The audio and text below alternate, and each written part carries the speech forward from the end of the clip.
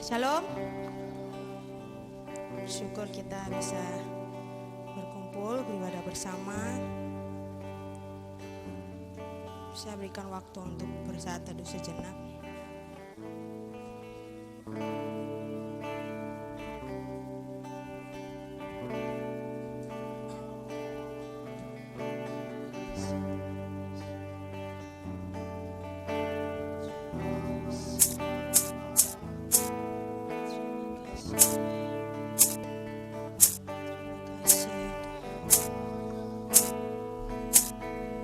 Saat ini kami mau datang di hadapan-Mu ya Tuhan.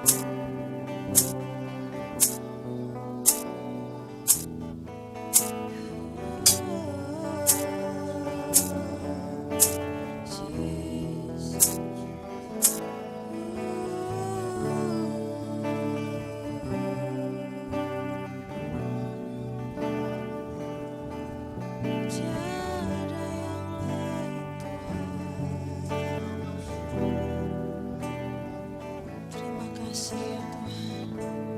Terima kasih ya Bapa.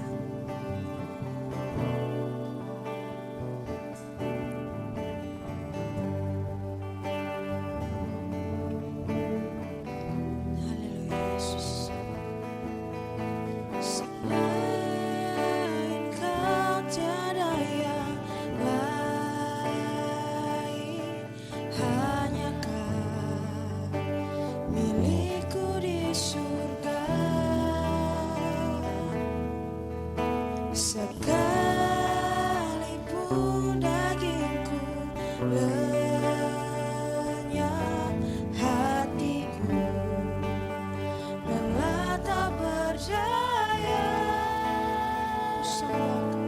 Ku sembah Engkau, Allah yang perkasa.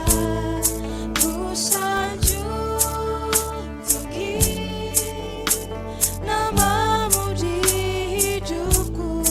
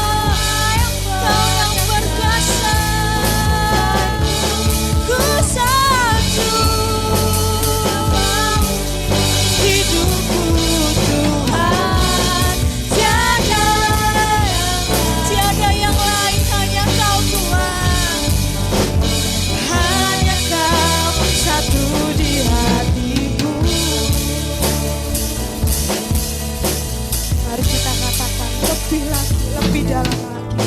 Selain Kau tiada yang lain, ya Tuhan, hanya Kau Tuhan. Amin. Sekalipun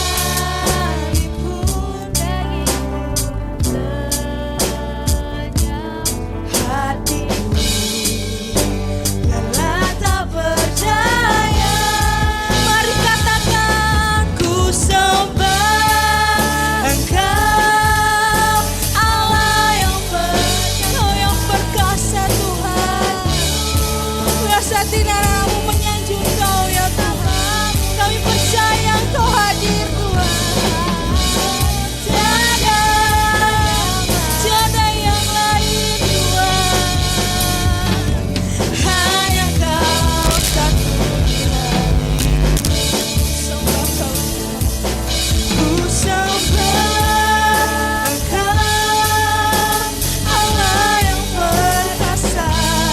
Ku sanjung tinggi namamu di hidupku Tuhan. Tiada yang lain, hanya Kau satu dalam hidup kami Tuhan.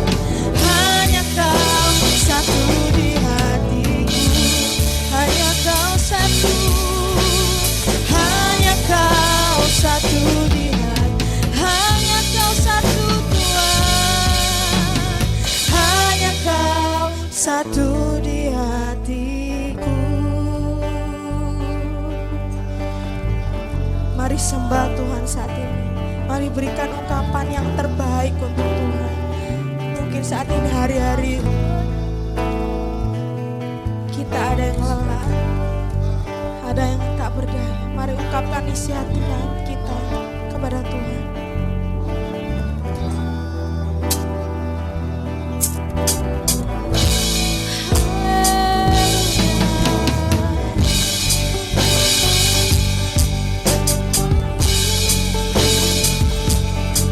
Kami bersyukur, kami naikkan syukur kami Tuhan. Haleluya, kami buka hati kami. Mari masuklah Roh Kudus, Kau yang penuhi. Haleluya,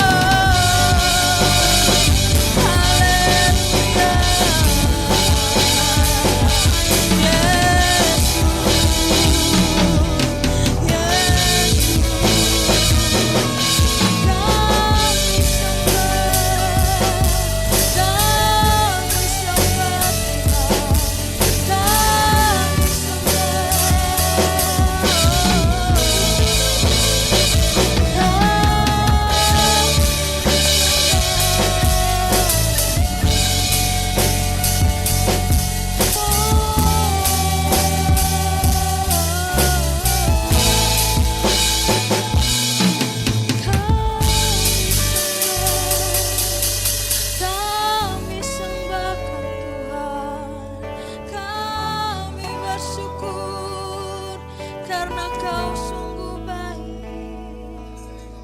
Mari masuklah Roh Kudus, kami sembah. Mari masuklah Roh Kudus.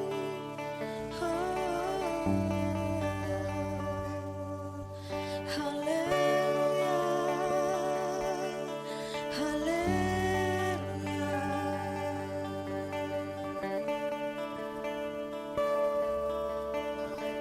Mari sembah Tuhan lebih dalam lagi. Jangan hiraukan kanan kiri kalian saat ini. Mari bawa pribadi kalian di hadapan Tuhan. Hanya Kau yang mengerti isi hati kami Tuhan. Tiada yang lain seperti-Mu. Tiada yang lain, oh. Tiada yang lain seperti-Mu Tuhan.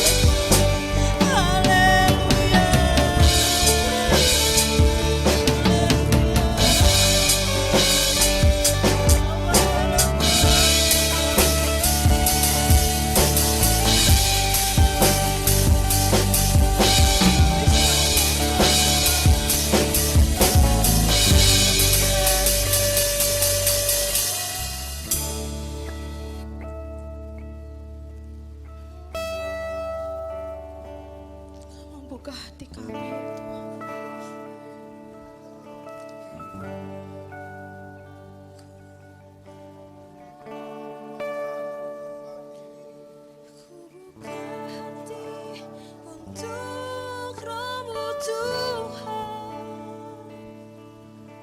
Ku buka hati menyembah-Mu Yesus. Jamalah kami Tuhan, jamalah, penuhi kami Tuhan, penuhi kami dengan kuasa Allah. Dengan tetap perlahan, biarlah jemaat saja yang menyanyikan.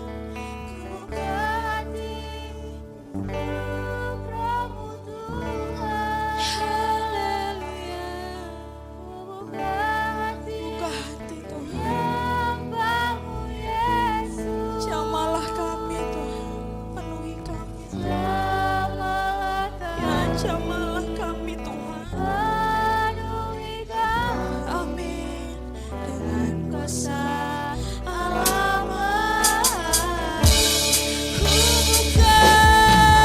Ku buka hati untuk Roh-Mu Tuhan, amin. Ku buka hati menyembah-Mu Yesus. Mari jamalah kami, penuhi kami dengan kuasa Allah. Sekali lagi katakan, ku buka hati untuk Roh-Mu Tuhan. Ku buka hati Tuhan, ku buka hati menyembah-Mu ya Tuhan. Ini ungkapan hati anak-anak-Mu ya Tuhan.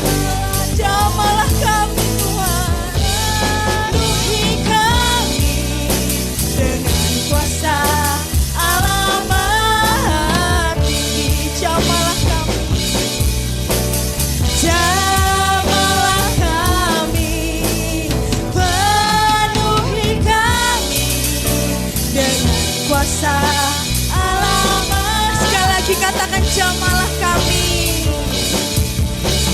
jamalah kami, penuhi kami dengan kuasa Allah Maha Tinggi. Haleluya, amin Tuhan, kami percaya Tuhan.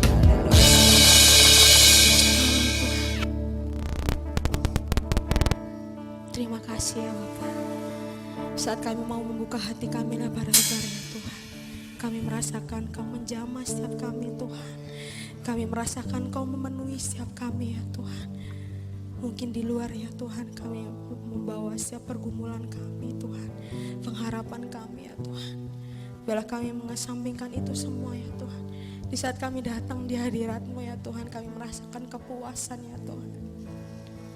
Kami merasakan Kau yang menjadi jalan keluar atas hidup kami ya Tuhan. Kami percaya ya Tuhan, kami datang bukan karena rutinitas kami Tuhan, tapi karena Engkau yang memilih kami ya Tuhan. Kau sudah memberikan kasih-Mu besar atas kami ya Tuhan. Kami bersyukur kami bisa merasakan kasih-Mu saat ini Tuhan.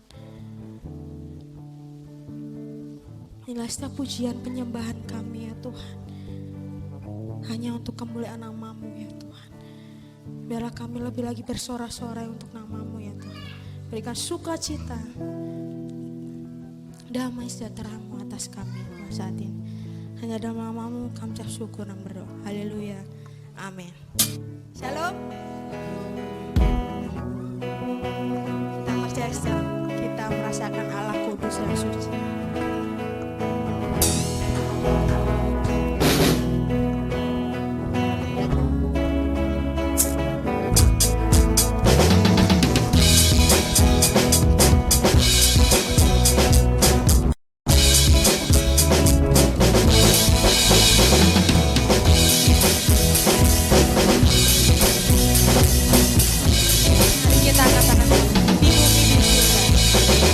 Di bumi di surga dan segala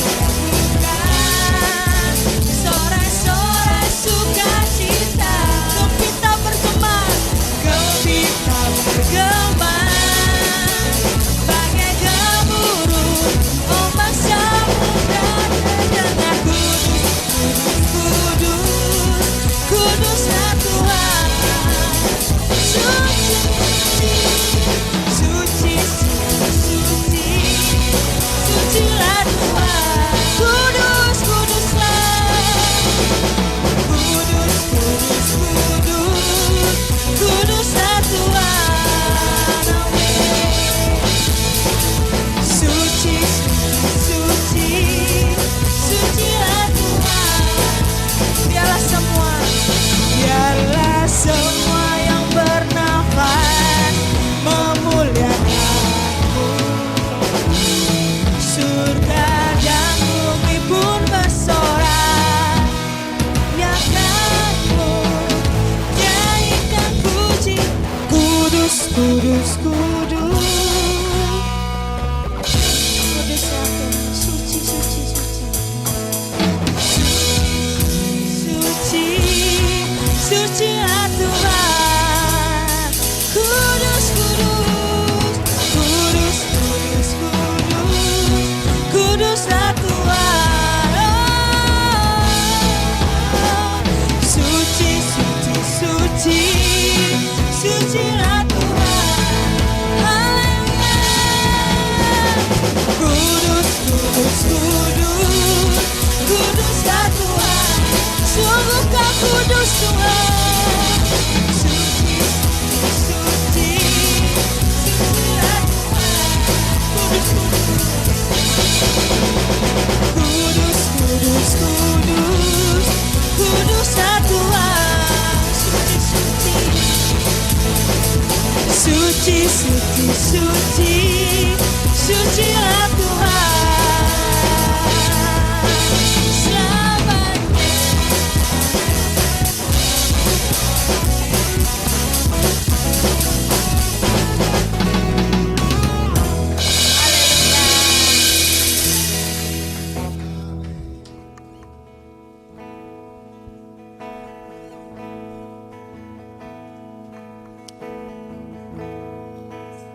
Bapa, saat ini kami mau masuk dalam firman-Mu ya Tuhan. Terima kasih untuk sukacita yang melimpah atas kami ya Tuhan. Biarlah kami terus menerima Engkau ya Tuhan. Terus menjadikan Engkau yang terutama dalam hidup kami ya Tuhan. Di saat kami datang ya Tuhan, biarlah kasih-Mu cukup bagi hidup kami ya Tuhan.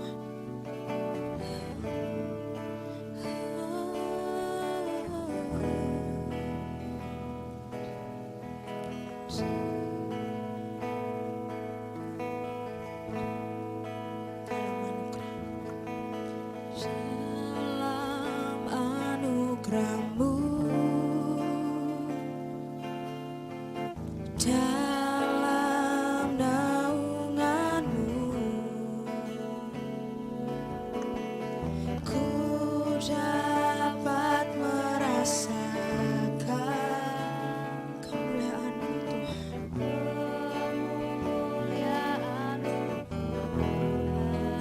Amin. Kau yang menetapkan, Kau yang mencurahkan kuasa dari tahta-Mu, membangkitkan rohku. Selamanya Kau Tuhanku yang terutama di hidupku. Tak akan ku lepaskan pengharapan di dalam-Mu.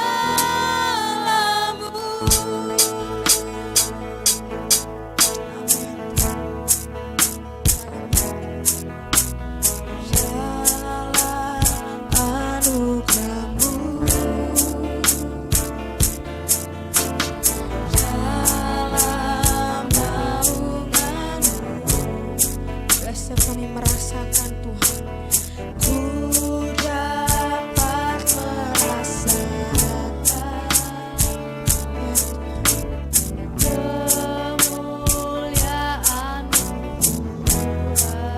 Amin. Kau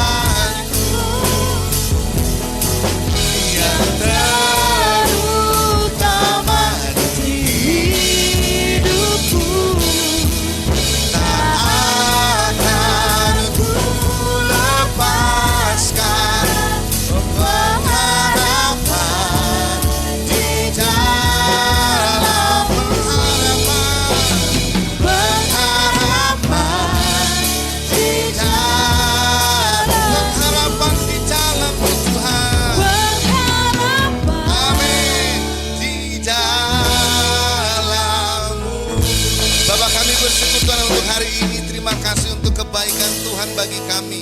Kami percaya bahwa tidak pernah sedetik pun Tuhan melepaskan tangan atas kami. Kami percaya Tuhan ada bersama-sama dengan kami. Pemeliharaan Tuhan sempurna atas kami Tuhan. Sehingga hari ini kami bisa berkumpul, membawa syukur kami, membawa setiap pujian kami. Dan mari Engkau melihat hati kami dan menemukan ini menjadi dupa yang harum, persembahan yang harum bagi Tuhan. Melalui pujian dan penyembahan kami pada hari ini Tuhan. Bapa, ini saat yang baik, kami akan mendengarkan kebenaran firman Tuhan. Mari Bapa Engkau jamah hati kami, sehingga hati kami sama seperti tanah yang baik. Sehingga ketika benih firman ini ditaburkan, bukan hanya kami mendengar saja Tuhan, tapi kami mengerti. Sehingga akhirnya kebenaran firman ini boleh bertumbuh, berakar, dan akhirnya menghasilkan buah dalam kehidupan kami. Hamba-Mu yang akan menyampaikan kebenaran firman juga Tuhan urapi, Tuhan pakai sebagai alat-Mu Tuhan. Sehingga apa yang ingin Tuhan mau sampaikan, hamba bisa menyampaikannya dengan baik, dengan pimpinan Roh Kudus atas hamba ini Tuhan. Terima kasih, kami taruh sepenuhnya pemberitaan firman Tuhan ini ke dalam tangan Tuhan. Tuhan bekerja atas kami. Di dalam nama Tuhan Yesus, haleluya. Amin. Oke, silakan duduk kembali. Shalom, selamat bergabung, selamat datang bagi teman-teman yang mungkin baru pertama kali hadir. Selamat datang ya, selamat bergabung. Hari ini kita akan melanjutkan merenungkan kebenaran firman Tuhan dengan tema Jemaat Kristus ya. Tapi hari ini kita akan lebih merenungkan terkait dengan jemaat yang mengalami Tuhan di dalam hidupnya. Kenapa? Karena kita harus paham betul ya, dalam 2 minggu yang lalu kita belajar bahwa di dalam Matius pasal 7 Tuhan Yesus bilang bahwa tidak semua orang yang berseru Tuhan, Tuhan akan diselamatkan. Gitu ya. Kemudian mereka berkata, loh Tuhan, bukankah saya buat mujizat atas nama Tuhan? Saya menyembuhkan orang, saya mengusir setan demi nama Tuhan. Tapi Tuhan berkata, apanya halang engkau? Aku tidak mengenal engkau. Ini sebuah gambaran penting bagi orang percaya. Kenapa? Karena kita kadang-kadang merasa bahwa kita mengenal, padahal kita tidak mengenal gitu ya. Contohnya misalnya begini, kita salah persepsi, banyak sekali terjadi gitu ya. Apalagi kalau seandainya antara pasangan muda, baru PDKT dan seterusnya gitu kan. Lagi sementara menjalin hubungan, kadang-kadang tuh suka kegeeran tuh, entah yang laki-laki atau yang perempuan. Padahal perhatiannya biasa kan. Akhirnya kan ketika sudah yakin percaya diri, ketika ditembak, ternyata enggak. Dan akhirnya kan kecewa begitu. Tapi berbahayanya adalah ketika kita mengalami titik yang demikian dengan Tuhan. Kita merasa bahwa kita mengenal Tuhan, kita merasa bahwa saya sudah jadi orang Kristen yang baik kok, saya sudah menjadi orang Kristen yang rajin ke gereja kok. Tapi saya tidak mengenal Tuhan yang saya sembah. Banyak yang terjadi. Kenapa? Akhirnya ketika dalam perjalanan hidupnya kita bisa melihat dari pergumulan hidupnya. Orang yang suka meninggalkan Tuhan ketika mereka mengalami masalah. Masalah adalah kunci di mana menguji iman kita di hadapan Tuhan, kita mengenal Tuhan atau tidak. Percaya atau tidak, itu sebuah kenyataan. Ketika kita dalam persoalan, ketika kita dalam masalah himpitan, persoalan dalam hidup kita, apa yang kita lakukan? Kita tahu teorinya adalah kita bergantung kepada Tuhan, betul? Kita tahu teorinya, kita datang bertekuk lutut di hadapan Tuhan, berdoa di hadapan Tuhan, meminta pertolongan di hadapan Tuhan. Betul? Tapi secara jujur mari kita bertanya dalam hati kita, apakah kita melakukan itu atau tidak? Kenyataannya, faktanya banyak sekali yang begitu. Mungkin di luar sana, di sini enggak. Kita semua orang yang mengenal Tuhan gitu ya, di luar sana mungkin ya. Tapi faktanya begitu. Ketika kita mengalami himpitan keuangan, kita lari kemana? Tiba-tiba masuk SMS gitu ya, langsung syarat mudah, langsung aplikasi gitu kan. Kita menyelesaikan masalah dengan menambah masalah gitu ya, terus kayak begitu. Apalagi gitu kan, masalah pekerjaan gitu. Ketika butuh pekerjaan, gak dapat kerja, akhirnya ada peluang, gabung sini gitu ya. Ngapain? Gak apa-apa tuh, saya mau buka toko. Ya oke, kapan buka tokonya? Jam 2 malam katanya. Modalnya apa buka toko? Linggis aja kok katanya.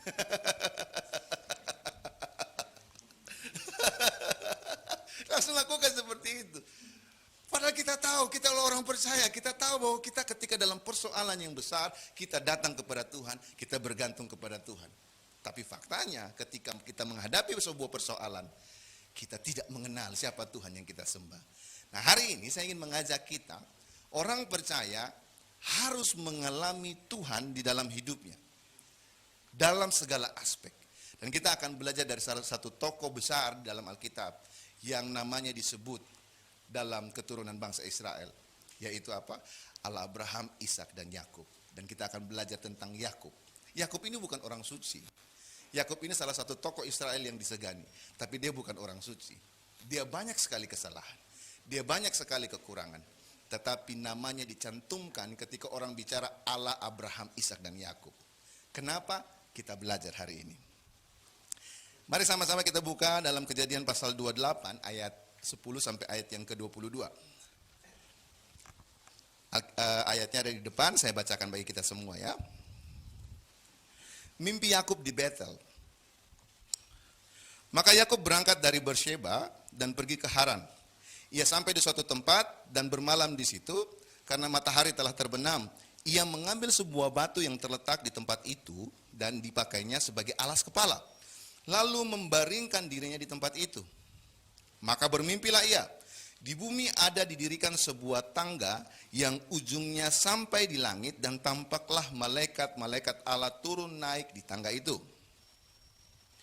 Berdirilah Tuhan di sampingnya dan berfirman, Akulah Tuhan, Allah Abraham nenekmu dan Allah Ishak. Tanah tempat engkau berbaring ini akan kuberikan kepadamu dan kepada keturunanmu. Keturunanmu akan menjadi seperti debu tanah banyaknya, engkau akan mengembang ke sebelah timur, barat, utara, dan selatan. Dan olehmu serta keturunanmu, semua kaum di muka bumi akan mendapat berkat.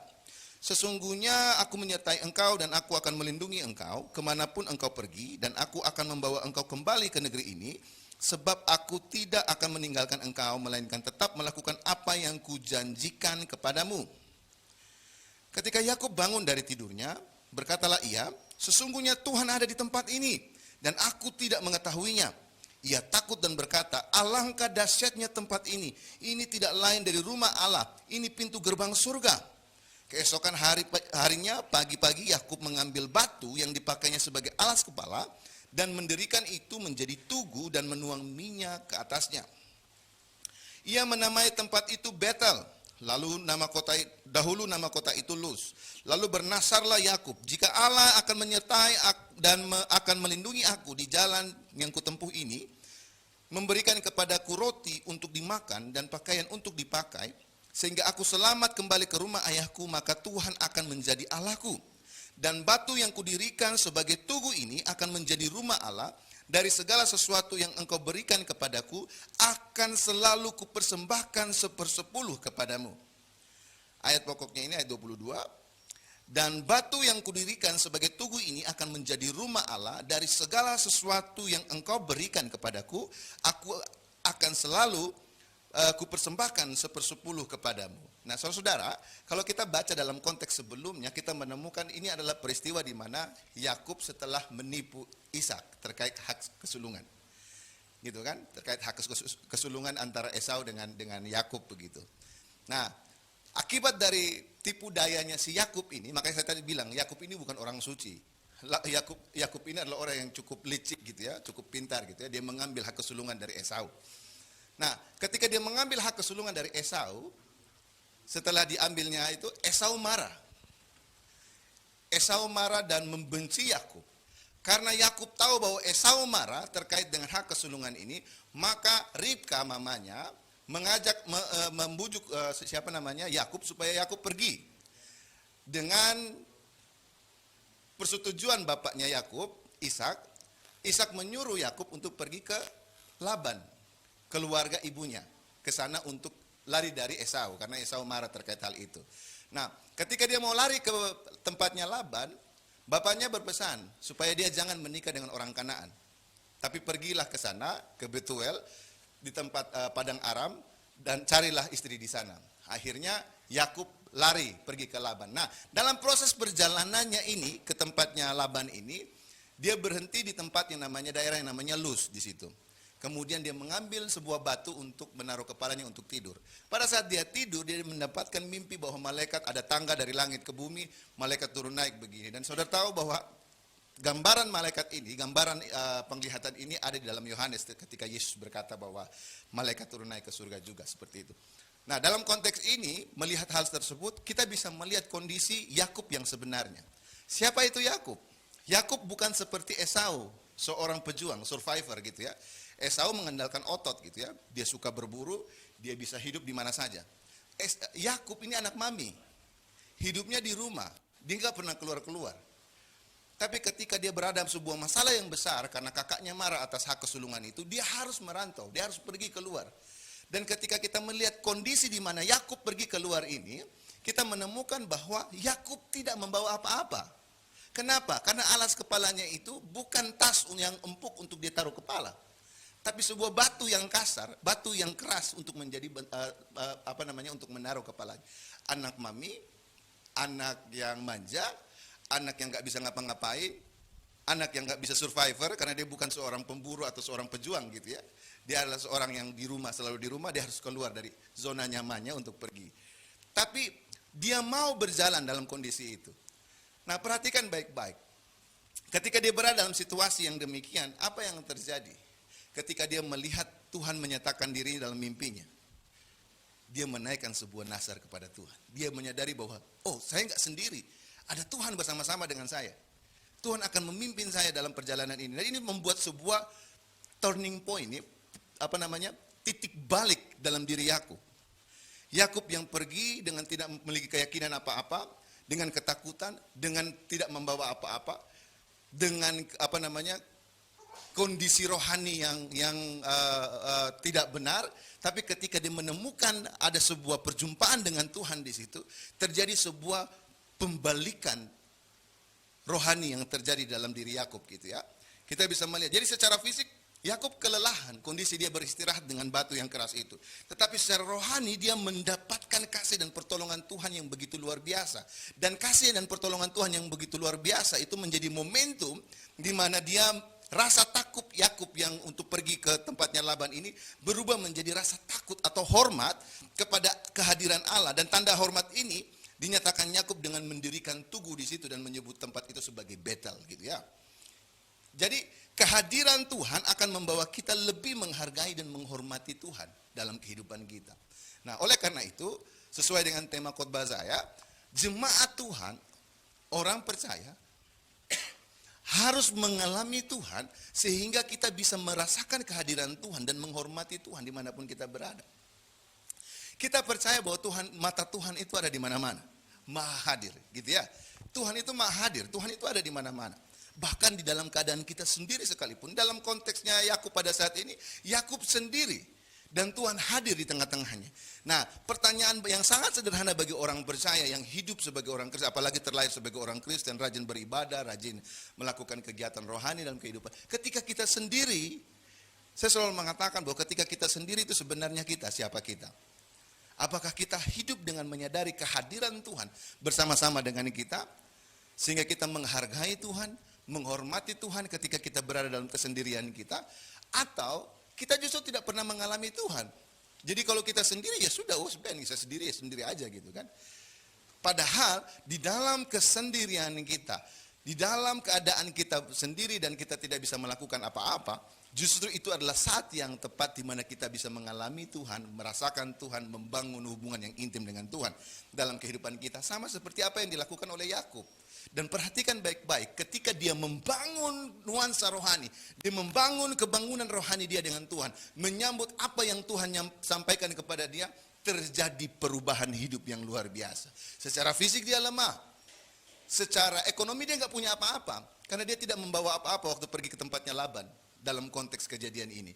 Tetapi lihat, Tuhan memberikan janji-janji yang begitu luar biasa yang membangkitkan imannya sehingga akhirnya dia bernasar kepada Tuhan. Dan nanti kalau teman-teman pulang ke rumah, teman-teman bisa baca. Nasarnya itu dijawab di Kejadian pasal 35. Saudara bisa menemukan itu nanti. Jadi mungkin perjalanan hidup kita begitu susah, sulit dalam kehidupan kita. Tapi ketika kita membuka hati dan menyambut jamahan Tuhan yang sama seperti Yakub lakukan, maka kita akan mengalami transformasi rohani dalam hidup kita. Banyak kita mengeraskan hati ketika Tuhan memanggil kita. Banyak kita menutup hati ketika Tuhan sudah menunjukkan tanda bahwa Tuhan mau memakai kita. Tapi mari kita belajar dari Yakub ini. Ketika dia membuka hati, Tuhan hanya menampakkan dalam mimpinya dan dia berkata, aku tahu bahwa Tuhan hadir di sini. Dan tempat ini kunamakan Betel. Dan akhirnya dia berjanji kepada Tuhan, kalau Tuhan memberkati, Tuhan melindungi, Tuhan kasih roti, maka aku akan kembali ke tempat ini, membangun tugu, mengurapinya, dan akan mengembalikan apa yang telah Tuhan berikan 1/10 kepada Tuhan. Dia memberikan janji-janjinya kepada Tuhan seperti itu. Dan apa yang terjadi? Tuhan memimpin dia, dan kita tahu namanya menjadi salah satu nama besar di dalam suku Israel, dalam bangsa Israel. Dari namanya inilah lahir ke-12 suku. Namanya Yakub, kemudian dirubah menjadi Israel. Dari Israel lah lahir 12 suku ini. Dan dari 12 suku inilah, dari suku yang pertama Yehuda, lahirlah Sang Mesias. Dari keturunan Yakub. Yakub yang tidak suci gitu ya, yang tidak benar gitu ya. Dengan cara curang mengambil dari kakaknya. Tapi ketika berjumpa dengan Tuhan, terjadi transformasi rohani dalam hidupnya. Nah, artinya kita bisa belajar bagaimana menjadi jemaat yang mengalami Tuhan dalam hidupnya. Dari kisah Yakub ini, dalam Kejadian pasal 28 ayat 15 berkata begini, sesungguhnya aku menyertai engkau dan aku akan melindungi engkau kemanapun engkau pergi. Dan aku akan membawa engkau kembali ke negeri ini sebab aku tidak akan meninggalkan engkau, melainkan tetap melakukan apa yang kujanjikan kepadamu. Ini adalah pernyataan Allah kepada Yakub melalui mimpinya. Melihat apa yang dinyatakan Tuhan kepada Yakub melalui mimpi Yakub ini, maka kita dapat menemukan yang pertama itu adalah pengenalan akan Tuhan hanya bisa terjadi kalau Tuhan sendiri yang berinisiatif dalam menyatakan dirinya kepada kita. Kalau Tuhan yang menunjukkan diri kepada kita, baru kita bisa menemukan Tuhan. Usaha kita, perjuangan kita tidak akan pernah kita dapatkan, kita temukan Tuhan, selama kalau seandainya Tuhan tidak pernah mau menyatakan diri kepada kita. Tapi perhatikan baik-baik. Di dalam perjanjian baru kita menemukan bahwa bukan karena usaha kita untuk mencari Tuhan, baru Tuhan datang untuk menjangkau kita. Bukan. Tetapi kita melihat bahwa di dalam konteks perjanjian baru, bahwa Allah itu mengasihi kita, dan dia mau mati bagi kita, dan mau mencari kita. Makanya Tuhan Yesus berkata dalam Matius pasal yang ke-6, bahwa mintalah, carilah, ketuklah, maka engkau akan mendapatkan. Tuhan tidak akan pernah bersembunyi darimu. Kenapa? Karena Tuhan mau menyelamatkanmu. Dalam konteks ini maka kita menemukan bahwa kasih yang lahir dalam diri kita kepada Allah bukan karena kita terlebih dahulu yang mengasihi Allah, tetapi Allah yang telah terlebih dahulu mengasihi kita. Dalam 1 Yohanes pasal 4 ayat 9-10 berkata begini, dalam hal inilah kasih Allah dinyatakan di tengah-tengah kita, yaitu bahwa Allah telah mengutus anaknya yang tunggal ke dalam dunia supaya apa? Supaya kita hidup olehnya. Inilah kasih itu, bukan kita yang telah mengasihi Allah, tetapi Allah yang telah mengasihi kita dan yang telah mengutus anaknya sebagai pendamaian bagi dosa-dosa kita. Nah, Kristus datang ke dalam dunia sudah sebagai tanda di mana Allah menyatakan dirinya kepada kita. Dalam konteks perjanjian lama, mereka masih mencari tahu Allah itu seperti apa. Mereka hanya bisa mendengar apa yang dikatakan oleh para nabi, kemudian mereka merumuskan Allah.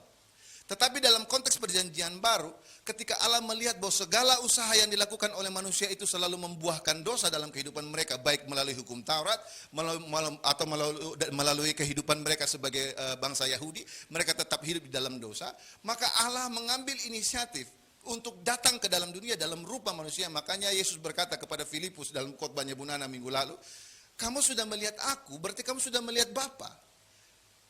Yesus datang ke dalam dunia mencari yang terhilang. Kita semua adalah orang-orang yang berdosa yang terhilang.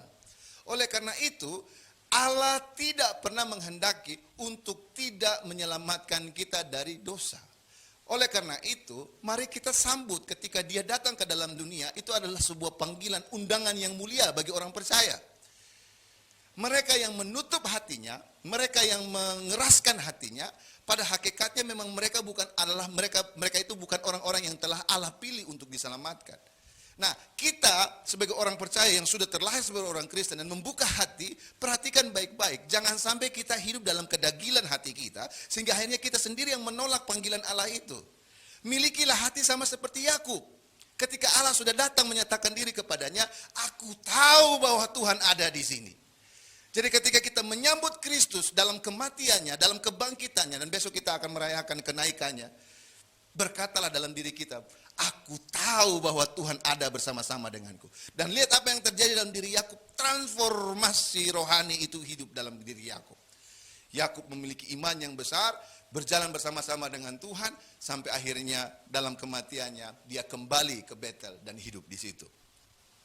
Oleh karena itu, mari kita pahami secara sungguh-sungguh terkait dengan supaya hidup olehnya.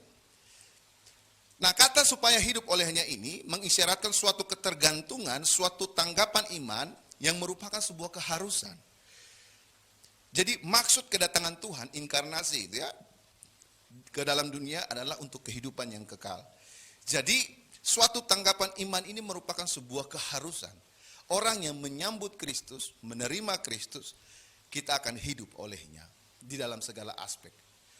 Kita mungkin hidup dengan berbagai macam persoalan dalam kehidupan kita. Selama kita berada dalam dunia ini, hidup di dalam daging, tentu pasti masih ada banyak sekali persoalan gitu ya. Kenapa? Karena daging itu lemah. Roh memang penurut, tapi daging itu lemah. Tetapi di dalam kelemahan daging itu jangan sampai membuat kita kehilangan api di dalam iman kita kepada Tuhan. Kenapa? Karena kita tahu bahwa Tuhan yang kita sembah jauh lebih besar daripada setiap masalah yang kita punya. Betul? Kita tahu bahwa Dia itu maha kuasa. Kita tahu bahwa Dia itu Allah yang besar. Kita tahu Dia Allah yang memiliki kekuatan yang begitu luar biasa dalam pemeliharaannya, perlindungannya dalam kehidupan kita. Tapi kadang-kadang masalah ini membutakan kita sehingga akhirnya iman kita tidak bisa melihat melampaui masalah kita. Nah, ketika kita melihat Yakub, apa yang terjadi dalam hidup ya, kita bisa dapat menemukan Yakub itu pergi ke padang Aram, ke tempatnya Laban itu hanya dengan memegang janji bahwa itu adalah keluarga ibunya. Tapi dalam proses perjalanannya sebagai anak manja tadi saya katakan gitu ya, sebagai anak rumahan tadi, proses pergi ke sana dia nggak bawa apa-apa, nggak punya apa-apa. Tapi perhatikan baik-baik, ketika Tuhan menyatakan akan menyertai dia, memberkati dia, menyiapkan makanan bagi dia gitu ya dalam kehidupannya dan perjalanannya itu, apa yang terjadi? Dia nggak lihat lagi dia nggak punya apa-apa. Dia nggak lihat lagi masalah yang ada di depannya, tantangan yang akan dia hadapi di depannya, bahkan tantangan terkait dengan Esau sekalipun. Tapi dia datang dengan apa? Dia tahu bahwa Tuhan ada bersama-sama dengan dia. Dan akhirnya dia pergi ke tempatnya Laban dalam perjalanan. Kita harus memiliki transformasi rohani yang demikian dalam kehidupan kita. Kita tahu bahwa Tuhan sudah datang, menyambut kita, menebus kita, menerima kita, mengambil kita, memulihkan kita sehingga kita memiliki hidup yang kekal. Nah, pertanyaan yang selanjutnya adalah bagaimana cara orang percaya untuk menghidupi kehidupan kekalnya di dalam dunia ini. Kita nggak bicara terkait dengan nanti kita di surga, bukan. Kita berbicara bagaimana orang percaya untuk hidup di tengah-tengah dunia yang penuh dosa ini setelah dia diselamatkan. Apakah kemudian kita tetap hidup sebagai orang yang berdosa dan hidup di dalam dosa demikian? Tidak. Kita hidup dengan menunjukkan bahwa saya adalah jemaatnya Kristus yang telah dipanggil keluar dari kegelapan, masuk ke dalam terang yang ajaib, yang mengalami transformasi rohani dalam hidupnya. Itulah bagaimana kita bisa mengenal Tuhan dengan baik. Jadi Tuhan sudah terlebih dahulu menyambut kita, memanggil kita, menyelamatkan kita. Jadi bersyukur bagi kita semua yang terlahir sebagai orang percaya, lahir dalam keluarga Kristen. Jangan keraskan hati terkait dengan kebenaran firman, jangan keraskan hati terkait dengan panggilan Tuhan yang Tuhan berikan dalam hidup kita. Karena banyak sekali perjuangan di luar sana, orang menginjili, orang pergi berdebat, orang berdiskusi untuk menginjili orang supaya bertobat di sana itu susah dan sulit. Bahkan tantangannya itu besar. Kita yang sudah terlahir sebagai orang percaya akan lebih mudah sebenarnya dalam tanda petik gitu ya untuk menggali kebenaran firman Tuhan, untuk mengalami Tuhan dalam hidup kita. Jangan sia-siakan itu. Alami Tuhan dan mengalami transformasi Tuhan. Kenapa? Karena bukan kita yang mencari Tuhan terlebih dahulu, tapi Tuhan yang mengasihi kita terlebih dahulu. Sehingga dia mau mati buat kita, menyelamatkan kita, supaya kita hidup olehnya dalam kekekalan. Nah, proses perjalanan ini dalam kehidupan dalam dunia inilah yang membuat kita dibentuk, mengalami transformasi rohani. Nah, yang kedua, Jemaat yang mengalami Tuhan dalam hidupnya adalah jemaat yang memiliki keintiman dengan Tuhan. Perhatikan baik-baik ayat 20 sampai 22. Lalu bernasarlah Yakub, jika Allah akan menyertai dan melindungi aku di jalan yang kutempuh ini, memberikan kepadaku roti untuk dimakan dan pakaian untuk dipakai, sehingga aku selamat kembali ke rumah ayahku, maka Tuhan akan menjadi Allahku. Dan batu yang kudirikan sebagai tugu ini akan menjadi rumah Allah. Dari segala sesuatu yang engkau berikan kepadaku, akan selalu kupersembahkan 1/10 kepadamu. Nah, mari kita elaborasi ini nih. Di sini ada syarat dan ada janji. Itu nasar, ya. Nasar itu kan begitu. Kita berdoa meminta kepada Tuhan, kondisi kalau seandainya terjadi, tergenapi, maka kita akan memberikan sesuatu gitu ya. Biasanya kalau nasar itu persembahan dan seterusnya begitu. Tapi kalau dalam konteks yang dilakukan oleh Yakub, maka kita menemukan ini.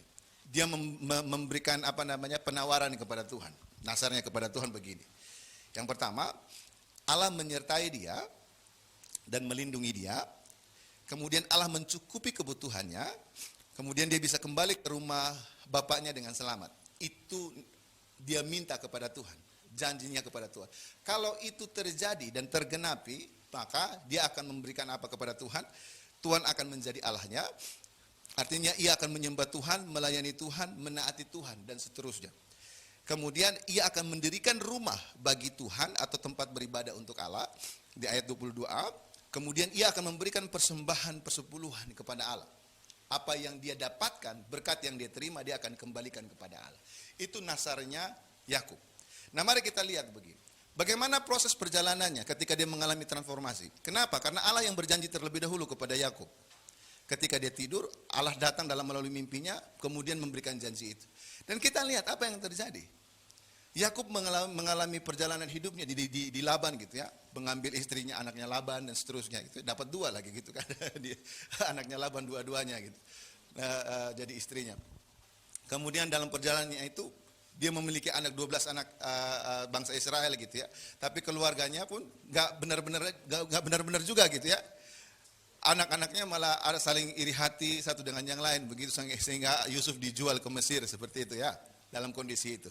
Tapi mari kita lihat bagaimana pemeliharaan Tuhan dari Yakub, proses perjalanannya sampai kepada akhirnya sampai kepada Yusuf. Kita lihat ini, konteks Yusuf. Yakub sampai kepada Yusuf ini kan nggak bisa dipisahin nih. Semua perjalanan di mana pemeliharaan Tuhan kepada 12 suku Israel ini. Kita lihat bagaimana anaknya Yakub. Yakub sudah berpikir bahwa anaknya sudah mati. Anak yang dikasihinya, anak yang paling disayangnya. Kenapa? Karena dikasih baju yang paling bagus, warna-warni gitu ya, baju pelangi gitu ya, untuk Yusuf. Anak yang sangat disayanginya, tetapi dibenci oleh saudara-saudaranya. Kemudian saudara-saudaranya itu menjual anaknya itu kepada orang Mesir dan berkata kepada bapaknya, anaknya sudah mati. Yakub menangis bergumul di hadapan Tuhan terkait kesedihannya terhadap Yusuf, dan Tuhan menggantikannya dengan memberikan Benyamin kepada Yakub pada saat itu.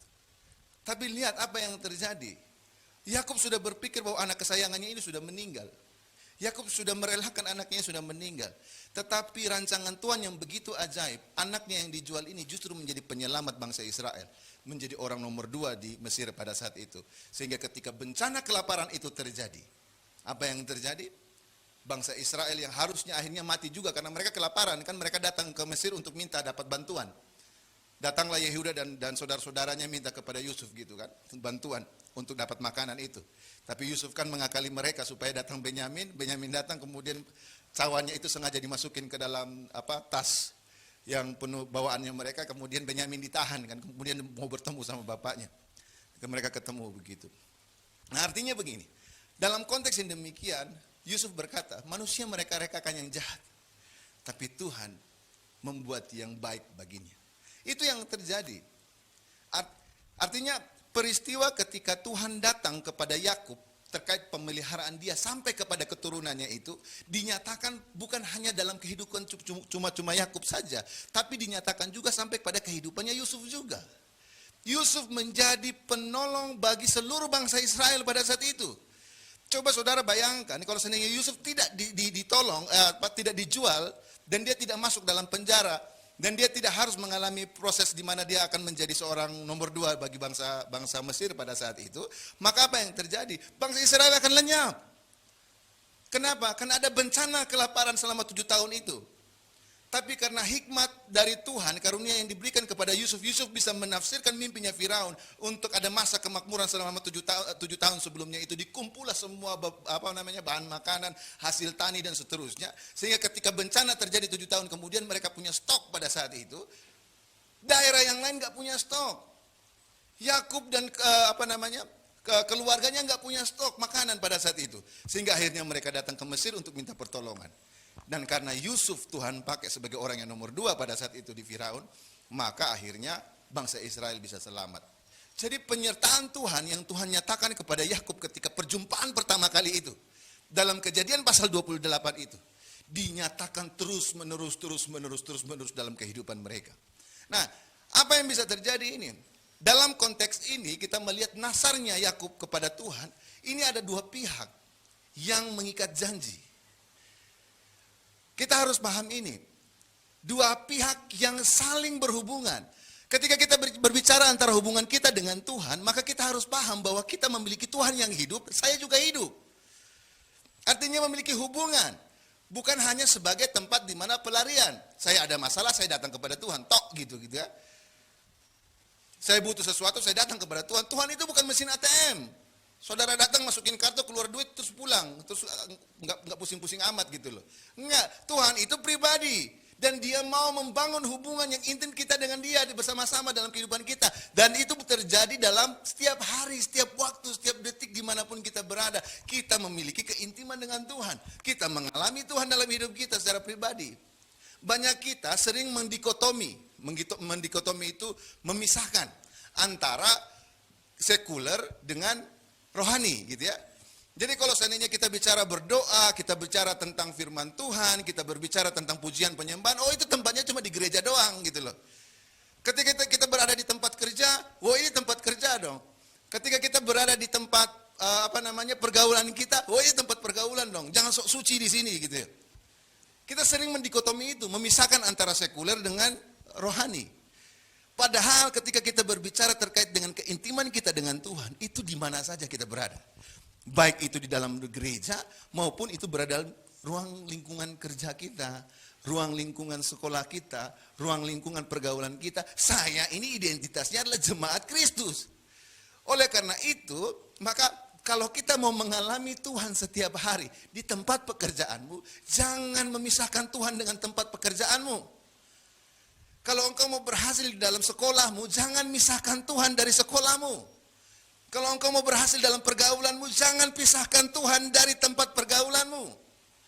Bagaimana engkau adalah orang percaya yang hidup benar di hadapan Tuhan, hidup memiliki iman kepada Tuhan, tapi ketika sebagai musisi berada di tempat kelab malam seperti itu, kemudian saudara hidup sama seperti mereka. Tidak bisa seperti itu. Saudara tidak akan pernah mengalami transformasi rohani yang sama terjadi seperti apa yang terjadi pada Yakub pada saat itu. Artinya Tuhan bersama-sama dengan kita itu adalah sebuah hubungan ikat janji yang terus-menerus berjalan dimanapun kita berada. Baik dalam lingkungan pergaulan, lingkungan keluarga, lingkungan pekerjaan, maupun di gereja sekalipun.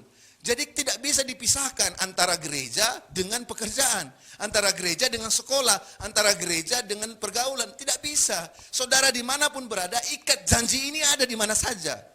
Saya bukan lagi milik saya, tapi saya adalah milik Kristus. Kenapa? Karena kita tahu di dalam firman Tuhan yang kita renungkan kemarin, tujuan utama dari jemaat Kristus itu adalah mengalami apa?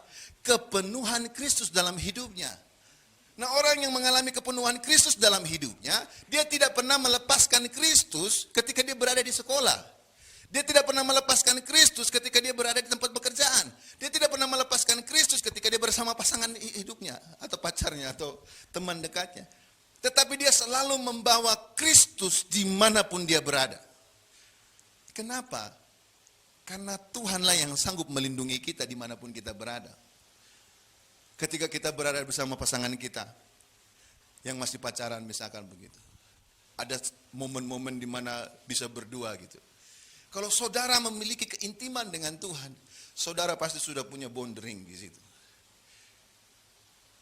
Saudara tahu mana yang membuat perkenanan di hadapan Tuhan? Atau kedagingan bagi diri kita sendiri? Maka kita akan tentu memilih hidup sebagaimana kita adalah orang percaya yang hidup. Begitu juga dengan tempat pekerjaan. Ketika kita hidup sebagai orang yang memiliki komitmen di hadapan Tuhan, mengalami Tuhan setiap hari, membangun keintiman dengan Tuhan setiap hari, dan kita tahu bahwa saya adalah orang percaya di tempat pekerjaan. Ketika ada kesempatan untuk nilap duit gitu, kita sudah tahu bahwa itu tidak berkenan di hadapan Tuhan. Itu bisa terjadi ketika kita memisahkan Tuhan itu tinggal di gereja aja gitu loh. Tuhan itu tinggal di komunitas rohani aja.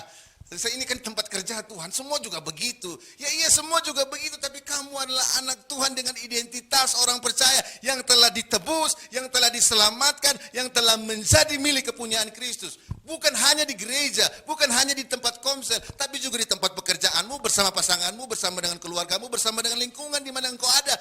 Engkau milik Kristus. Itu keintiman yang kita bangun setiap hari dengan Tuhan. Yusuf bawa itu dalam setiap aspek hidupnya. Dia bisa saja bisa menikmati tempat di mana istri Potifar memberikan godaan pada saat itu.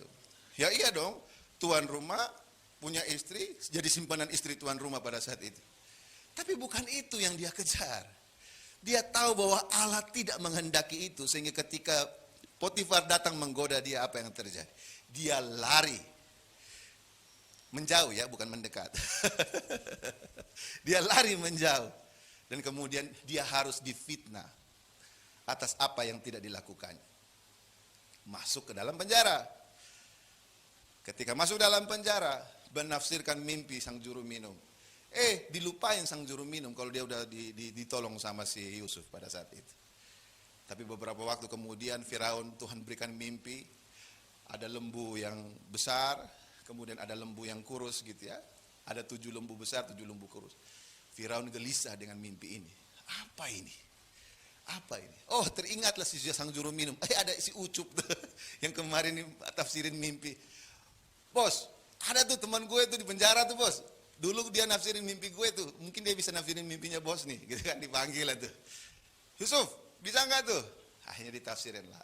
Oh, 7 lembu jantan yang gemuk ini akan ada masa makmur yang besar gitu ya. Kemudian 7 lembu yang kurus ini nanti akan masa kelaparan yang besar gitu. Jadi harus disiapin lah begini. Ya sudah, kalau memang itu benar, kamu pegang tanggung jawab untuk itu. Uruslah semuanya itu gitu kan. Dan terjadi. Kenapa? Karena Yusuf tidak memisahkan identitasnya sebagai umatnya Allah dari nenek moyangnya Abraham, Ishak dan Yakub. Transformasi rohani itu bisa terjadi dalam kehidupan kita kalau kita setiap hari membangun keintiman kita dengan Tuhan. Artinya kita tidak memisahkan Tuhan itu hanya cuma di gereja, di tempat komunitas rohani, tapi dimanapun kita berada. Tempat pekerjaan, lingkungan sekolah, pergaulan kita bersama-sama dengan Tuhan. Oke. Kemudian yang ketiga adalah bersungguh-sungguh di dalam iman. Jadi jemaat yang dapat mengalami Tuhan dalam hidupnya adalah mereka yang bersungguh-sungguh dalam iman. Kita bisa lihat di dalam Kejadian pasal 28 ayat 18 sampai 19. Keesokan harinya setelah Yakub bermimpi, keesokan harinya pagi-pagi itu Yakub mengambil batu yang dipakainya sebagai alas kepala, dia menuang minyak di atasnya, dia menamai tempat itu Betel, dahulu nama kota itu Luz. Reaksi yang cukup indah yang dilakukan oleh Yakub. Jadi setelah dia bermimpi, dia bangun pagi-pagi, dia sadar bahwa Tuhan ada di situ, dan dia langsung mengambil sebuah komitmen yang besar untuk beriman kepada Allah. Yakin betul bahwa Tuhan ada bersama-sama dengan dia. Nah, mari kita lihat hal ini. Ini cukup menarik untuk kita pahami. Nah, kata Betel ini dalam bahasa Ibrani, Betel ya, itu dari 2 kata, yaitu dari kata bait atau kata oikos. Nah, kata oikos itu kita belajar dalam 1 Timotius pasal 3 kemarin, adalah keluarga ya. Nah, dalam konteks ini, oikos ini adalah bangunannya. Nah, setelah masuk ke dalam konteks perjanjian baru, bangunannya ini, yaitu yang di dalamnya, yaitu keluarganya. Nah, bait atau oikos ini, rumah, tempat. Nah, dalam bahasa Ibrani, kata El gitu ya, Betel ini, Dalam bahasa Yunani itu theos, yaitu Allah. Jadi Betel itu artinya rumah Allah. Rumah Allah gitu ya. Dalam konteks begitu. Nah, perhatikan baik-baik. Di dalam konteks perjanjian lama dibagi Betel itu, rumah Allah itu bisa masuk ke dalam bait Allah, tempat gedung. Tetapi perhatikan baik-baik. Masuk dalam konteks perjanjian baru, Allah itu tidak lagi dibendung dalam sebuah tempat, gedung. Tetapi Allah itu sudah hidup di dalam pribadi per pribadi yang ditebusnya. Dalam 1 Korintus pasal 3 ayat 16 sampai ayat yang ke-17 berkata begini. Tidak tahukah kamu bahwa kamu adalah bait Allah dan bahwa roh Allah diam di dalam kamu? Jika ada orang yang membinasakan bait Allah, maka Allah akan membinasakan dia, sebab bait Allah adalah kudus dan bait Allah itu ialah siapa? Bait Allah itu ialah siapa? Kamu. Orang yang telah ditebusnya menjadi bait Allah. Kenapa? Karena ada roh Allah hidup di dalamnya, tinggal di dalamnya. Dalam konteks perjanjian lama, orang-orang Ibrani, orang-orang Yahudi memandang bahwa Allah hidup di dalam sebuah tempat. Tetapi dalam konteks perjanjian baru, siapa itu bait Allah? Bukan lagi tempat, bukan lagi gedung. Tapi kita yang telah ditebusnya ini adalah bait Allah di mana roh Allah itu tinggal dalam diri kita. Dan perhatikan baik-baik. Apabila kita membinasakan bait Allah ini, tubuh ini, maka Allah akan membinasakan dia. Sebab bait Allah itu adalah kudus dan bait Allah itu ialah kamu. Dalam konteks ini jawaban yang dilakukan oleh Yakub pada saat itu ketika dia melihat mimpi itu dan dia langsung menamakan tempat itu sebagai Betel, sebagai bait Allah. Nah, kita yang mengalami perjumpaan dengan Tuhan, kita sadar bahwa Yesus mati bagi kita. Kita sadar bahwa Yesus telah menebus kita. Kita sadar bahwa Yesus telah menyelamatkan kita. Kita harus membangun diri kita ini dengan paham yang benar bahwa inilah bait Allah itu, inilah Betel itu. Tubuh saya ini adalah Betel itu. Tubuh saya ini adalah bait Allah itu di mana roh Allah itu tinggal. Dengan demikian kita akan hidup dimanapun kita berada dengan bersungguh-sungguh dengan iman kepada Tuhan dimanapun kita berada. Kita bisa lihat itu terjadi transformasi bukan hanya pada dirinya Yakub. Kita bisa melihat itu transformasi terjadi kepada diri para murid juga. Setelah mereka mengalami kepenuhan Roh Kudus, apa yang terjadi? Mereka tuh nggak mandang lagi itu terkait dengan harta benda tuh. Mereka nggak mandang lagi itu terkait dengan dalam tanda petik nikah atau tidak nikah tuh. Iya, serius. Mereka nggak mikir lagi itu terkait dengan masalah hal duniawi itu. Saudara bisa baca dalam riwayat gitu ya, cerita terkait dengan kematian para murid-murid itu. Cuma satu murid yang mati dengan normal. Ada yang tahu siapa? Cuma satu aja yang matinya itu dengan normal, tidak dieksekusi. Yohanes. Walaupun dalam proses dia perjalanan hidupnya itu dia mengalami banyak siksaannya sampai digoreng gitu ya. Di Patmos pada saat itu, tapi nggak mati. Tapi dia akhirnya mati dengan normal, tidak mati karena siksaan. Tapi coba kita lihat Petrus, matinya gimana? Matinya disalibkan terbalik gitu ya, kepala di bawah, kaki di atas. Paulus matinya di mana? Dipancung kepalanya. Yakobus, salah satu martir pertama awal-awal tuh, di sekitar tahun 40-an, dia mati duluan. Dipenggal juga. Padahal waktu sebelum Yesus ditangkap, kabur semua tuh. Takut semua tuh ketika Yesus ditangkap. Gitu kan? Di mana mereka ketika Yesus ditangkap? Tidak ada tuh yang tahu. Tapi setelah Yesus bangkit, Yesus mengumpulkan mereka kembali. Dan ketika berada di Tiberias, Yesus berkata kepada Petrus, apakah engkau mengasihiku? Gembalakan kawanan dombaku. Kemudian dibawalah mereka ketika Yesus mau naik ke surga, Yesus bilang kalian tunggulah di sini di Yerusalem, berdoalah dulu di situ. Sampai akhirnya Roh Tuhan tercurah atas kalian, maka kalian akan menjadi saksi dari Yerusalem sampai kepada ujung bumi. Mereka taat, mereka tunggu, mereka berdoa di situ, di atap-atap rumah pada saat itu. Dan ketika terjadi pencurahan Roh Kudus, mereka yang penakut, mereka yang hanya memikirkan terkait dengan jabatan, mereka yang terpikirkan terkait dengan harta benda dunia, berubah semua. Terjadi transformasi rohani dalam hidup mereka. Dan apa yang terjadi? Setelah terjadi transformasi rohani itu, mereka hidup dengan bersungguh-sungguh beriman kepada Tuhan, menjalankan tongkat estafet itu, pergi memberitakan terkait dengan Kristus, membaptis orang, mengajar mereka, memuridkan mereka, memberitakan terkait dengan penebusan bagi hidup mereka. Resiko apapun itu, Ketika Petrus bicara 3.000 orang bertobat, Mahkamah Agama merasa terancam, dipanggillah Petrus sama Yohanes. Ketika mereka berada di dalam Kisah Para Rasul pasal 4, teman-teman bisa baca ya. Dalam konteks itu, apakah Petrus kemudian kabur dan menyangkal Yesus lagi? Tidak. Justru Petrus khotbahin tuh semua ahli agama di situ tuh, pemuka Yahudi pada saat itu. Karena dia itu yang kalian salibkan itu, dia itulah Mesias yang kalian salibkan. Jadi kalau dia disalibkan itu gara-gara kalian. Dengan lantang Petrus bicara begitu. Dan dia tidak ditangkap dan tidak disalibkan pada saat itu gitu ya. Tetapi Alkitab mencatat roh Tuhan menambahkan lebih lagi, banyak lagi. Itu yang terjadi. Bersungguh-sungguh di dalam iman. Kenapa? Karena kita ini adalah bait Allah. Jadi kalau dulu orang pergi ke bait Allah, tempat. Jadi ketika dia pergi ke pekerjaan, itu terpisah. Tempat pekerjaannya dengan bait Allah itu terpisah. Nah sekarang, bait Allah itu adalah tubuh kita. Jadi kemanapun kita berada, kita mau berada di sekolah, kita mau berada di tempat pergaulan, kita mau berada di tempat pekerjaan, mau di gereja sekalipun, kita bawa terus tuh bait Allah dimanapun kita berada. Jadi kita tidak pernah terpisah dengan Allah, karena kita ini adalah bait Allah. Saudara mau di gereja, saudara mau di tempat pekerjaan, saudara mau di tempat bahkan dalam kegelapan berdua dengan pasangan pun, saudara itu bait Allah. Dimanapun saudara berada. Jadi nggak bisa dipisahkan. Nah, kalau kita mau mengalami Tuhan dalam kehidupan kita sama seperti Yakub, maka bersungguh-sungguhlah dalam iman itu. Kenapa? Karena Tuhan itu tidak jauh di sana yang harus pakai toa. Cukup saudara berlutut. Berapa senti sih berlutut ke bawah? Itu tempat yang paling dekat dengan kerajaan surga.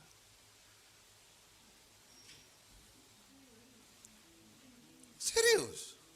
Kita nggak perlu teriak-teriak, Tuhan tolong. Berlutut saja dan katakan, Tuhan tolong. Kita nggak perlu kirim SMS tunggu balasan gitu. Dia ada dalam hati kita. Kita cukup berseru, Tuhan tolong. Tuhan tolong. Karena dia berjanji, dia akan menolong kita. Dia tidak akan pernah membiarkan kita jatuh sampai tergeletak. Bahkan dia berkata bahwa pencobaan yang kita alami tidak melebihi kemampuan kita. Bahkan kalau itu pun terjadi atas izinnya, itu untuk mendatangkan kebaikan dalam kehidupan kita. Punya iman ini enggak kepada Tuhan? Hari ini, mari kita alami Tuhan dalam kehidupan kita secara pribadi. Setiap hari. Loh, caranya gimana? Ya itu tadi, kita tahu bahwa Tuhan terlebih dahulu mengasihi kita. Dia yang mencari kita, menebus kita, menyelamatkan kita. Oleh karena itu, setelah kita tahu mengenai hal tersebut, maka kita hidup dengan memiliki keintiman dengan Tuhan setiap hari. Oleh karena itu, dengan memiliki keintiman dengan Tuhan setiap hari, kita hidup dengan bersungguh-sungguh dalam iman kita kepada Tuhan. Kenapa? Karena kita ini adalah bait Allah. Kita tidak pernah terpisah dari Allah, dimanapun kita berada. Makanya tadi saya katakan, dalam konteks perjanjian lama, bait Allah itu gedung. Tapi dalam konteks perjanjian baru, bait Allah itu tubuh kita. Kalau gedung kita masih bisa tinggalin Tuhan tuh di gedung tuh. Sana tuh. Jadi Tuhan tuh di gereja doang gitu ya. Tuhan di tempat ibadah doang. Tapi kalau kita sebagai bait Allah, saudara kemana-mana, saudara pikul Tuhan gitu loh. Ada Tuhan bersama-sama dengan kita dimanapun kita berada. Dalam sekolah kita, dalam pekerjaan kita, dalam lingkungan pergaulan kita, dalam keluarga kita, bahkan dalam gereja kita, komunitas kita, kita selalu membawa Tuhan. Karena kita ini adalah bait Allah, rumahnya Tuhan. Untuk itu saya ajak, mari kita mengalami perjumpaan dengan Tuhan secara pribadi sama seperti Yakub, dan kita bisa mengalami Tuhan dalam kehidupan kita setiap hari. Ingat, yang pertama tadi, bukan kita yang terlebih dahulu cari Tuhan, tapi Tuhan yang terlebih dahulu mencari kita dan menyelamatkan kita. Oleh karena itu, mari membangun keintiman dengan Tuhan. Kemudian hiduplah bersungguh-sungguh dalam iman kita kepada Tuhan. Karena kita ini adalah bait Allah. Mari sama-sama kita tundukkan kepala. Kita bersatu di dalam doa. Bapa, kami bersyukur Tuhan untuk setiap kebaikan Tuhan dalam kehidupan kami. Karena kami tahu kami adalah orang-orang yang berdosa, yang harusnya mendapatkan hukuman yang kekal Tuhan. Tapi karena begitu besar kasih Allah akan kami, maka Engkau mengaruniakan anak-Mu yang tunggal supaya kami yang percaya kepadamu tidak binasa melainkan memperoleh hidup yang kekal. Hari ini kami boleh belajar sebagai jemaat Tuhan, kami harus memiliki kehidupan yang terus mengalami Tuhan dalam kehidupan kami secara pribadi. Karena kami percaya, kami melihat kehidupan kami ketika kami berada dalam persoalan, masalah, mungkin banyak kami yang akhirnya meninggalkan Tuhan. Tapi hari ini kami belajar, janji Tuhan ya dan amin bagi kami. Ajar kami Tuhan untuk menyadari bahwa bukan kami yang terlebih dahulu mencari Tuhan, tapi karena Tuhanlah yang mengasihi kami, menyatakan diri-Mu dalam kehidupan kami melalui Kristus Yesus Tuhan. Oleh karena itu Tuhan, kami mau membangun keintiman dengan Tuhan dalam kehidupan kami. Dan kami mau bersungguh-sungguh hidup di dalam iman kami kepada Tuhan. Karena kami adalah bait Allah. Terima kasih Bapa, hamba percaya kebenaran firman ini akan terus menjadi rema bagi setiap jemaat. Roh Kudus bekerja di tengah-tengah kami dan terus mengingatkan kembali kami akan firman Tuhan yang telah kami dengar ini Tuhan. Sehingga kami boleh sama seperti tanah yang baik ketika benih firman ini ditaburkan akan bertumbuh, berakar dan menghasilkan buah. Karena kami bukan hanya mendengar, tapi kami juga mengerti karena Roh Kudus membukakan itu bagi kami. Terima kasih Bapa, di dalam nama Tuhan Yesus. Haleluya. Amin.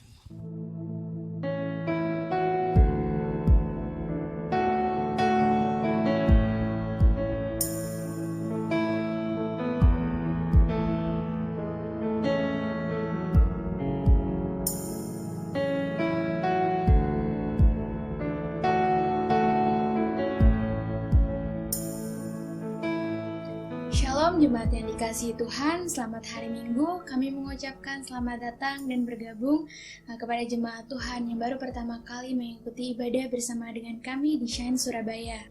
Kita akan mendengarkan warta sepekan, berhubung masih harus mengikuti protokol kesehatan sehingga beberapa kegiatan harus kita batasi. Untuk yang pertama, persekutuan doa tetap akan dilakukan pada hari Sabtu pukul 7 malam di Shine Center. Kemudian untuk minggu depan, kami tetap mengundang jemaat Tuhan untuk beribadah bersama dengan kami. Jika jemaat Tuhan ingin beribadah secara tatap muka, dapat mengikuti ibadah yang pertama di Shine Center pada pukul 10 pagi. Tapi jika jemaat Tuhan memiliki halangan atau tidak dapat beribadah tatap muka, kami tetap mengundang jemaat untuk beribadah secara online pada hari Minggu pukul 17 waktu Indonesia Barat melalui kanal YouTube Shine Surabaya. Lalu untuk persembahan, jemaat dapat mentransfer ke rekening gereja yang tertera di layar. Mari tetap optimis dan selalu mengikuti protokol kesehatan dengan menjaga jarak, menggunakan masker, dan secara rutin mencuci tangan dengan baik. Mari kita terus bertumbuh dalam kasih Tuhan dan menjadi gereja yang mencintai Tuhan dan mengasihi sesama.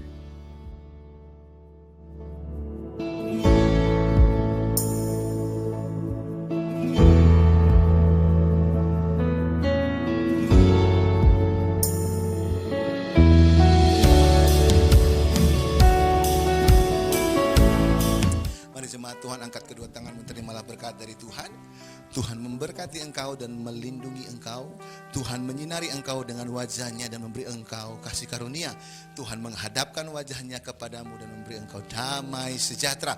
Dan ketahuilah bahwa berkat dari Allah Bapa, kasih karunia dalam Kristus Yesus Tuhan yang hidup dan persekutuan yang intim bersama-sama dengan Roh Kudus akan terus menyertai kita semua sampai kedatangan Tuhan Yesus yang kedua kali. Kami klaim berkat ini hanya di dalam nama Bapa, Putra dan Roh Kudus, di dalam nama Tuhan Yesus. Kami akan menutup ibadah kami pada hari ini Tuhan dengan doa yang telah Tuhan ajarkan kepada kami. Bapa kami yang di surga, dikuduskanlah namamu, datanglah kerajaanmu, jadilah kehendak-Mu di bumi seperti di surga. Berikanlah kami pada hari ini makanan kami yang secukupnya, dan ampunilah kami akan kesalahan kami seperti kami juga mengampuni orang yang bersalah kepada kami. Dan janganlah membawa kami ke dalam pencobaan, tetapi lepaskanlah kami daripada yang jahat, karena Engkau-lah yang punya kerajaan dan kuasa dan kemuliaan sampai selama-lamanya. Amin. Silakan duduk kembali. Saya berikan kesempatan bagi kita semua untuk mengambil waktu teduh di hadapan Tuhan. Selamat hari Minggu. Tuhan Yesus memberkati.